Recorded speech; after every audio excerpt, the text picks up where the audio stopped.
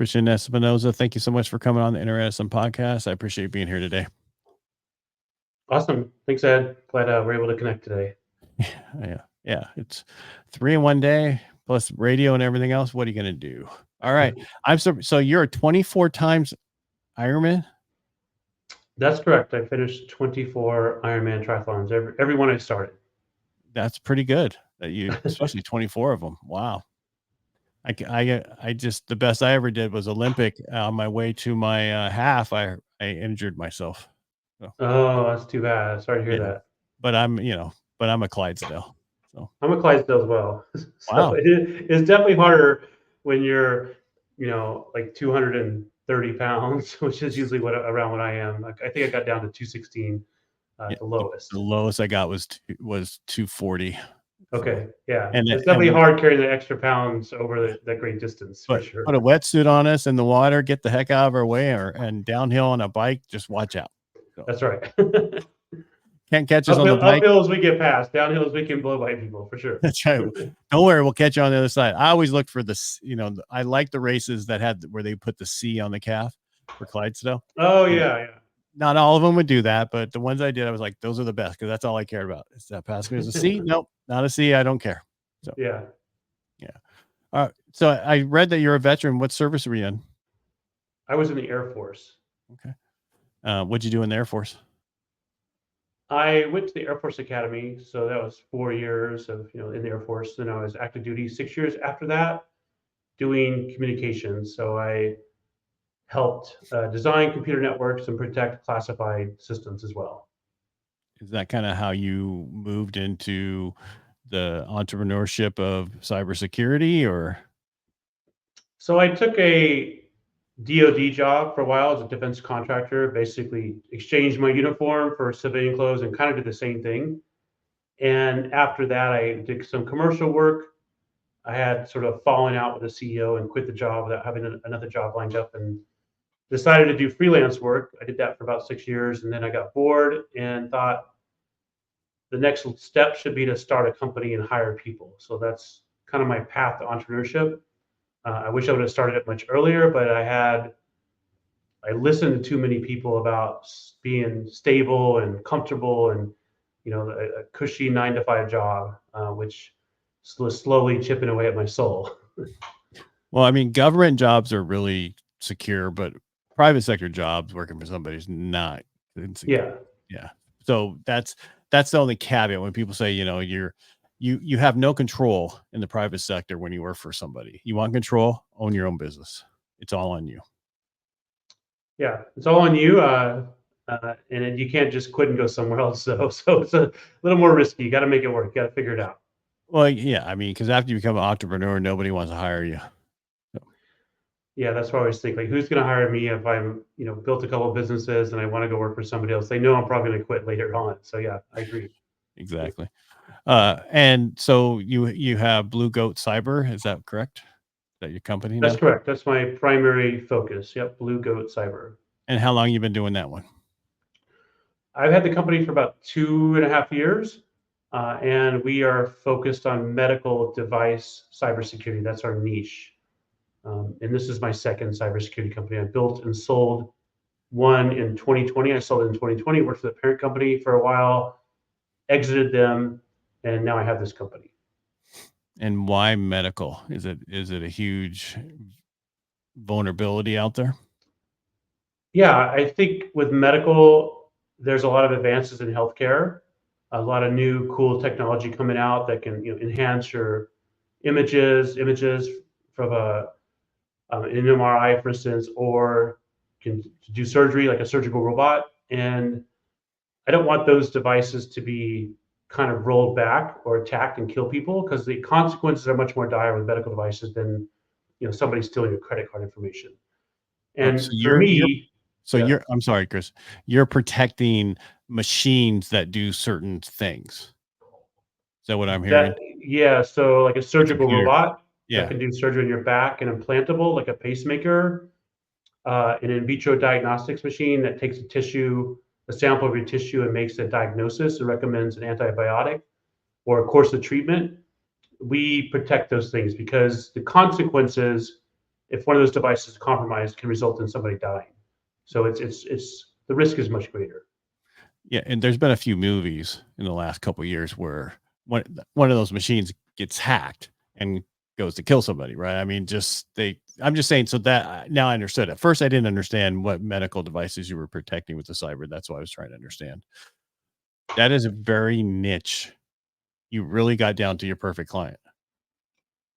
Yes, and I have chosen to narrow it down to the specific client, which are medical device manufacturers trying to get their device FDA approved so they can sell in the US, or EU MDR approved, which is the European equivalent of the FDA.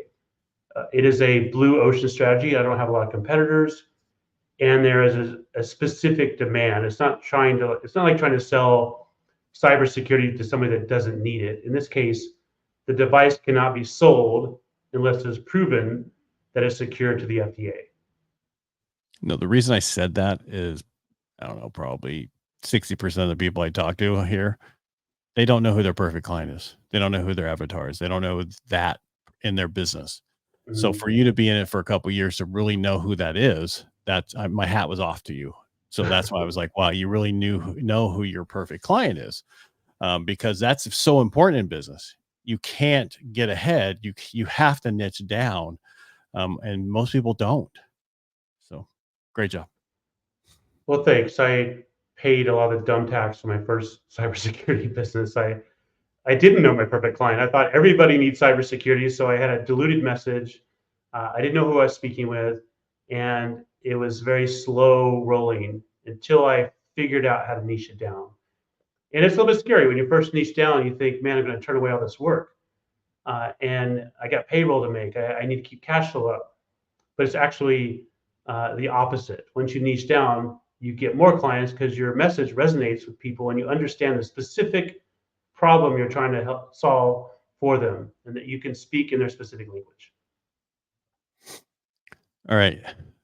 And you're right. You have to niche down. Even myself, I've been in the mortgage industry for 25 years. In the beginning, I was very niched. There's only one person. And then when I moved into the purchase market and other stuff, it was like I opened it up. But now I've got to a point where there's only certain people I want to work with, Yeah. just in general. And I with all the videos and stuff I do, I try to explain to people, you need to repel the people you don't want to get the people you want to come to you. I agree 100%. Because those people you don't repel are going to take up 80% of your time and only give you like 5% of the revenue. Yes. And you don't take my word for it. Listen to Alex Hermosi, any of his Mhm. podcasts. He's really big on, saying no as much as possible, so that and don't wait. Only have one day a week that you meet with clients, and if it doesn't work for them, that's too bad. It doesn't work because he was saying the other day that there's once in a lifetime opportunities come twice a year. Yeah. And if you say yes to everything else, you don't have the bandwidth to handle them. Yeah. Right. Exactly. All right. So I kind of read your story ahead, so I don't know if you want to get into that, but what happened in May of 9th of 2022? Yeah. I was in a car accident. I saw a truck T-bone a car at an intersection, and I was right behind the truck, and the truck got pushed back to my vehicle, but I was able to back up a little bit. There's nobody behind us. And what's interesting about the accident is, like, immediately my girlfriend and I both got out to help. She's a nurse, and I handle these sort of situations pretty calmly. So she went Well, you to are a check on. veteran. Yeah, I'm a veteran, so We learned that when you're in the service. So right, we learn how to function in chaos, right? right, we learn how to control our emotions, which sometimes affects us in everything else in our life. So Yeah, correct. And she's a nurse, so she's used to dealing with this stuff. So the woman was pretty badly injured. She her leg looked like it was broken. She got out of a car and, like, she's bleeding, glasses falling like off of her because the windshield like broke. And I don't know why she got in the car, but she's got in the car and started walking across the intersection. And she was about to faint. My girlfriend caught her, and I checked on the guy in the truck, and he was okay. And then only one other person got out of the vehicle to ask if they could help. And I asked that person to call 911 and report back to me. Uh, Everyone else just sat in the car, acting irritated, filming the scene, and everything else. But what struck me about this moment is the woman in the car that got out that was in shock. The only thing she cared about was calling her husband. And she didn't have her phone. I don't know where her phone was. So she gave me the number. I called her husband. I spoke to her husband, told him what happened, and then let her speak to her husband. So in this whole chaotic environment, and I think this is kind of like life, when it looks like a life might end or something serious is going on, all the stuff that doesn't matter goes out of focus. The stuff that doesn't matter comes into focus. And that was, her loved one, her husband. She wanted to tell him she was okay. That was literally all she cared about. And that made me realize, like, some of these things I've been focusing on, like these big goals, I kind of missed things right in the middle. I didn't build the relationships I want to build. I didn't, create the health or the wealth I wanted to. I was too hyper focused on a big goal. And that's part of the reason I wrote the book. That solidified my second book, The In Between, what I should write about. But it's also a little bit concerning to me that nobody else, besides one person, in a super busy intersection, got out to see if they could help. And I thought, man, is this the state of a society today where everyone's afraid to help? And I was thinking, man, if I'm in an accident and I need help, I would hope one of my fellow human beings would come up to help me. And it really gave me some perspective on we're headed in a certain direction where everyone's afraid to interact with other people almost, or step up in a situation. Do you think that's because of how political our environments have gotten? I think that is a big part of it. I think from an empathy perspective, we are so focused on division, pro-gun people, pro-vax people, anti-both, Republican, Democrat, that we often don't see our fellow human beings as another human being. We see them as, oh, they're liberals or they're, conservatives. And when there's all this divide, you see people separate from another human, it's hard to be empathetic and it's hard to show up and help. I think that, and I think we've had a weakening of society where people are afraid to lead in a situation or even lead themselves. What? And please, oh my God, another statement. But first, you got to remember, nurses have a 3-second rule, right? And did you know that? What's the 3-second rule? I didn't know that. They wait 3 seconds to see if anybody else jumps up. Interesting, because we went go-karting. I'm just like, yeah, because my wife's a nurse. I didn't know they my wife's a nurse, that. other people a nurse, and they're like, yeah, we usually wait 3 to 5 seconds before we jump up to see if any other person jumps up first, because they're worried about helping and then something coming back on their license and everything else, so they have to be careful, and they'll jump up and help. Because I had an event where we had a crab feed and somebody's like, hey, we need a nurse, and my wife went over, another nurse went over that was a friend of ours, and then somebody else's daughter that was a nurse went over there. They all jumped in and to take care of it. But it's even on I forget what there's even doctors who have the same thing. They count so many seconds to see if anybody else will jump up first. And that's that. Yeah, I didn't know there was that rule, but it's not a rule, it's just their own thing. Their own thing. Okay. Yeah, because we went go-karting day before yesterday, and one of the guys that worked there like fell down and either broke his ankle or sprained his ankle. We were like in the car just getting ready to take off, but they kind of had to stop everything because of that. And she was behind me, and I noticed like after about 3 seconds, she undid her seatbelt and got up and walked over to the guy. But it was literally like 3 seconds. So what you said is she's probably counting the three seconds. Is anybody else going to do it? Because I want to go, but if somebody else can do it, then nobody else got up. So she's like, okay, I guess I'm going to do it. That's right. So you could ask her tonight. Yeah. And I think it's important to help out. But what I do radio also on a conservative station, but it's about real estate and finance. But I've done the live talk through that station for other people. And I find that about 99% of us are in the middle. You have that, or 98% of us, and you have the 1% and 1% on the extreme sides that are the loudest. That's all we hear. Most of us are in the middle. Yeah, 1 or 2 things we don't agree on, but we can still talk about it. It's just those outside things that are telling us that we should not talk to each other and not work through things. So don't listen to those people. Just focus on who you are and their neighbors. So yeah, exactly. Yeah. But that's what I love to have conversations with people that have different views to me, because I don't know if all my views are right. If someone can actually articulate what their view is and explain why they think that way, I might change my view. But if they're just yelling at me because they don't agree with my view, it doesn't typically go very well, or I'm going to tune out. Right. No, I ask people, I want to know how people, that's why I do a podcast. I ask people why they're doing the way they're doing it because I want to understand. Because just like you, it might change me, but I want you to be able to communicate. Because I have a middle daughter who is a mouthpiece, meaning that she'll just grab on something and spout it, but not understand. I go, okay, well now explain that to me. Then they get upset. It's like, no, you don't understand this. I don't care how you feel or what your views are, as long as you understand what they are. Don't be a mouthpiece if you don't understand what you're saying. Yeah, that's good advice. That's great advice. Yeah, but they don't take it. Of course not. So, Inner Edison Podcast is about your greatest accomplishments come from your greatest defeats. What would you say one of your failures were? Because you already mentioned one that what you didn't did not niche down, did not understand my ideal client. That was a massive one. Other ones I did in business, establishing a payroll way too soon and having to deal with making payroll every month before I had enough recurring clients and enough excess money in the bank to cover the slow times.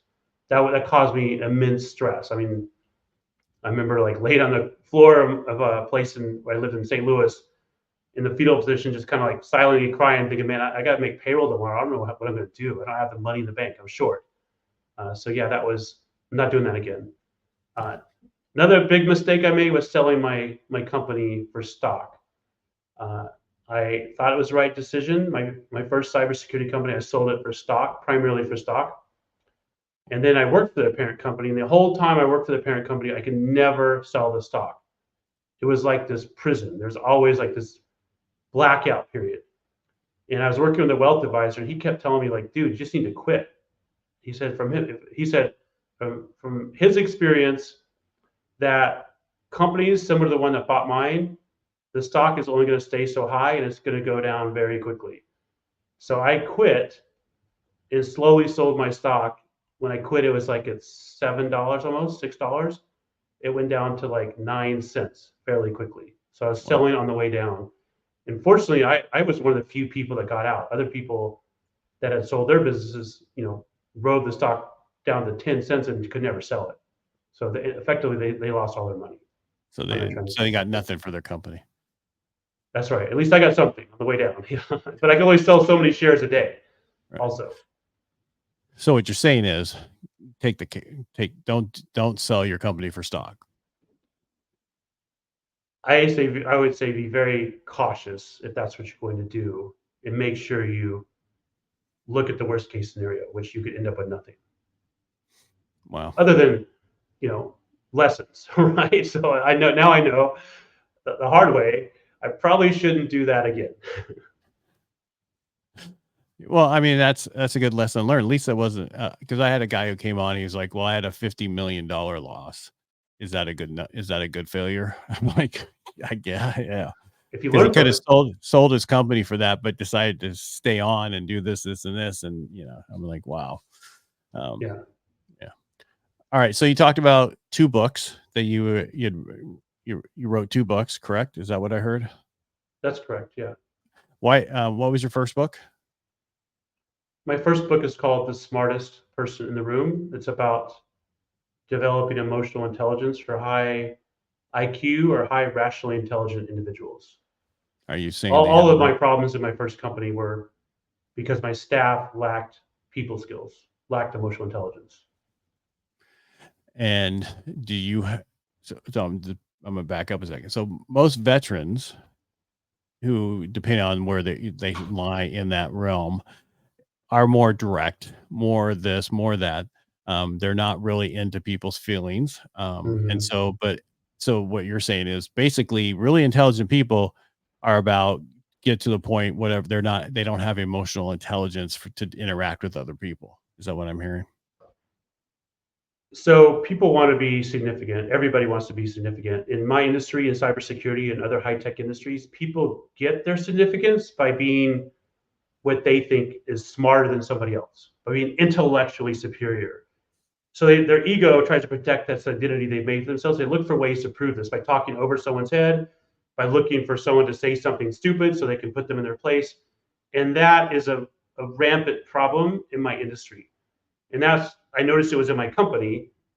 And that's what I fixed in my company by changing the way I hired people, changing the culture, like putting people through training. And that's what I wrote the book about. Because I think it is a major problem I think in society in general. Well, I interviewed a guy who was a doctor from India, and he said the caste system is fully evolved in like Google and other places that is, from India. That is one of the biggest problems. Hmm. So that, for tech people, I'm not going to get into it, just the way that they do their own from the country, how they are in their country. Each person's different in a caste system. And he's like, he goes, Google it, the different company's name and the caste system in there. He goes, you'll be shocked how it is into play in certain companies. So I wonder if that came into play at all also when you changed your hiring standards to, different people and what you were looking for. Yeah, I used to hire people based on their technical skills and their certifications and degrees. And then I didn't even look at their people skills or cultural fit. After I realized most of the problems, like 99.9% of them in my company, were because my staff didn't have these people skills, I established core values. I rated people on their core value adherence. And then I only hired people if they passed the core value assessment and had the people skills. And then only then when I look at their technical skills, like the technical skills were dead last. I flipped the script on that. And then I had to let people go that simply would not change. They wanted to stay the way they were. They didn't adapt the growth mindset. So I had to let some people go as well. Wow. And that's, from what I hear, that's hard to do for entrepreneurs to do, is to make those hard decisions, talk to their people, and, let people go. I Well, one of heard, my core values was ownership. So I kept thinking, how do I own the situation? And I wanted to like provide more mentoring, more training, more coaching to like one of these staff members, for instance, one guy in particular. And I had to step back and realize he just simply does not want to grow. So no matter how much ownership, I can't force somebody to change. And once I realized that, I was like, I'm okay letting this person go. well, I think it's important to own what you do in your business and Mhm. not to be afraid. And if you can't do it, hire somebody who can. Right, exactly. But it's important to go through those different things and set up have the operating procedures you have in place from the beginning. And I think a lot of people don't do that. Yeah, and that's why this company I'm doing now, Blue Goat Cyber, we're already doing better in 1.5 years that took me 6 years to do in my first company because I've learned from a lot of these mistakes. I'm trying to repeat them. Like we said, I have it very niche down. We know who we're talking to. We know who we're speaking with. We know how to target those people. We know what conferences to go to and everything. And then the second book is the in between. That's correct. The in between life and the micro. And That book is sort of a focused memoir about where I've got things wrong and where I've got them right. From the perspective of I'm a pretty a guy that's hyperactive and hyper into accomplishing big goals. I call that the macro thing. And what I realized is I would become so obsessed with accomplishing this big goal. I would put these like blinders on that I let relationships crumble right in front of me. I let my wealth disappear, and I didn't pay attention to the micro moments, those small moments right in front of me. And it cost me relationships. It cost me my health. It cost me my wealth.